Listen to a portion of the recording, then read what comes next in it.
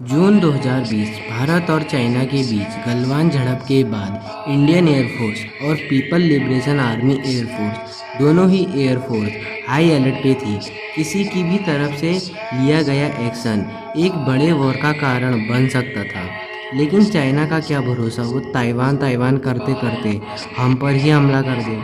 तो क्या हमारी एयरफोर्स चाइनीज़ एयरफोर्स का सामना कर पाएगी? क्योंकि चाइना के पास 2000 एक्टिव फाइटर जेट है, जिसमें से तो 500 सिर्फ J-20 5th generation fighter jet ही हैं और हमारे पास टोटल फाइटर जेट ही 590 है। और जितने हमारे पास फाइटर जेट है उतने चाइना के पास सिर्फ 5th जनरेशन फाइटर जेट है और हमारे पास एक भी 5th जनरेशन फाइटर जेट ही नहीं है। चाइनीज़ एयरफोर्स हर साल अपने बेड़े में 200 नए फाइटर जेट ऐड करती है और हम 20 फाइटर जेट भी ऐड नहीं कर पाते।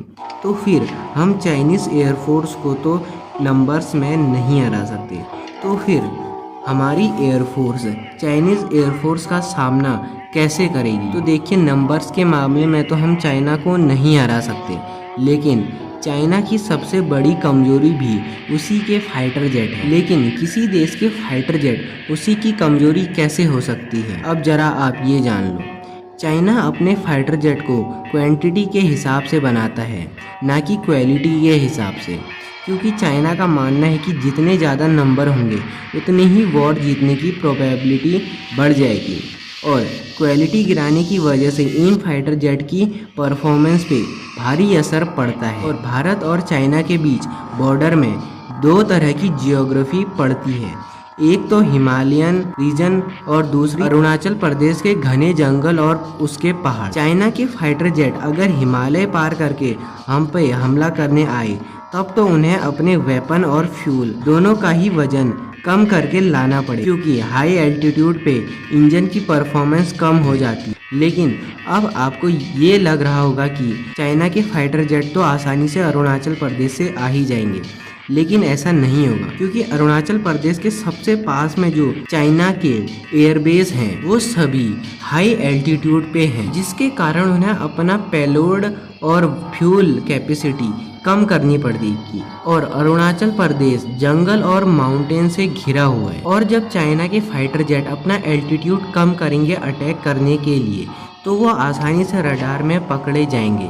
लेकिन ये तो इंडिया के जियोग्राफिकल एडवांटेज है। अब आप इंडिया के वो एडवांटेजेस जान लीजिए जो हमने खुद बनाए। इंडिया के जितने भी एयरबेस हैं, भले ही वो लद्दाख में हो या फिर अरुणाचल प्रदेश में, वो सभी लो एल्टीट्यूड पे है, जिस वजह से उनके पेलोड कैपेसिटी के साथ ज़्यादा कॉम्प्रोमाइज़ नहीं करना पड़ता। और इंडिया के MiG-29 Su-30 MKI और राफेल, ये तीनों ही फाइटर जेट चाइना के फाइटर जेट से अच्छी परफॉर्मेंस देंगे हाई एल्टीट्यूड पर। और MiG-29 तो स्पेशली ही हाई एल्टीट्यूड परफॉर्मेंस के लिए बना है।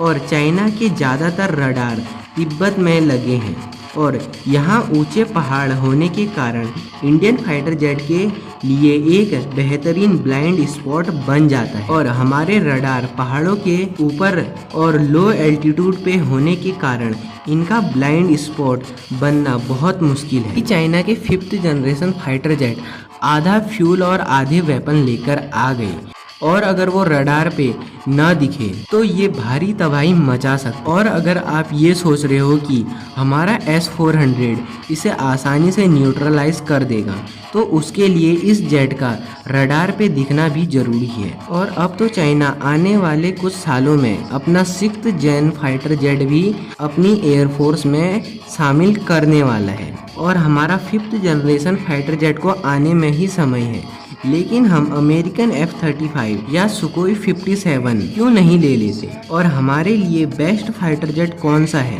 उसे जानने के लिए आप मेरी ये वीडियो देख सकते हैं। अगर आपको ये वीडियो अच्छी लगी तो चैनल को ज़रूर सब्सक्राइब करें। मिलते हैं अगली वीडियो में। जय हिंद, जय भारत।